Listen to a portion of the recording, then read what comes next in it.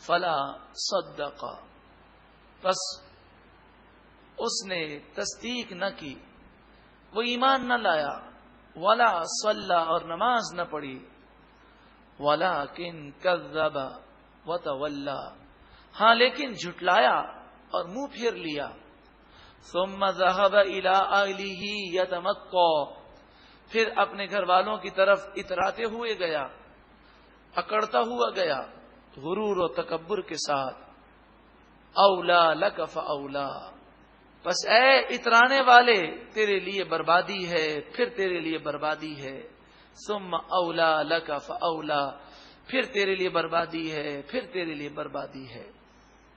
یہ آیت کریمہ ابو جہل کی مذمت میں نازل ہوئی، اور نبی اکرم صلی اللہ علیہ وآلہ وسلم نے اسے جا کر یہ آیت سنائی، تو ابو جہل کہنے لگا کہ اے محمد صلی اللہ علیہ وسلم، اپنے خدا سے کہہ دو جو کرنا ہے کر لے، میرا کچھ نہیں بگڑتا، نعوذ باللہ من ذالک، میں بہت طاقتور ہوں، لیکن غزوہ بدر کے موقع پر چھوٹے چھوٹے بچوں کے ہاتھوں ذلیل اور رسوا ہو کر مارا گیا۔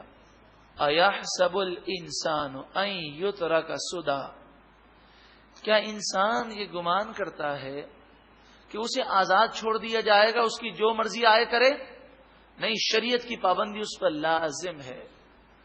یہ آزادی کا جو نعرہ لگایا جاتا ہے قرآن کی روح سے غلط ہے، آزاد اسے نہیں چھوڑا گیا، وہ پابند ہے شریعت کا، ہاں شریعت کے حدود میں رہ کر آزادی ہے۔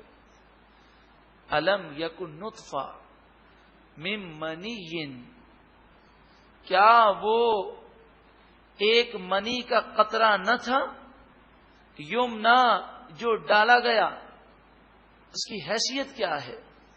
ثم کان علقۃ، پھر وہ جمع ہوا خون بنا، فخلق فسوى، پھر اللہ نے اسے پیدا کیا، پھر اسے ٹھیک ٹھیک پیدا کیا، جس چیز کی ضرورت تھی وہ اسے دی۔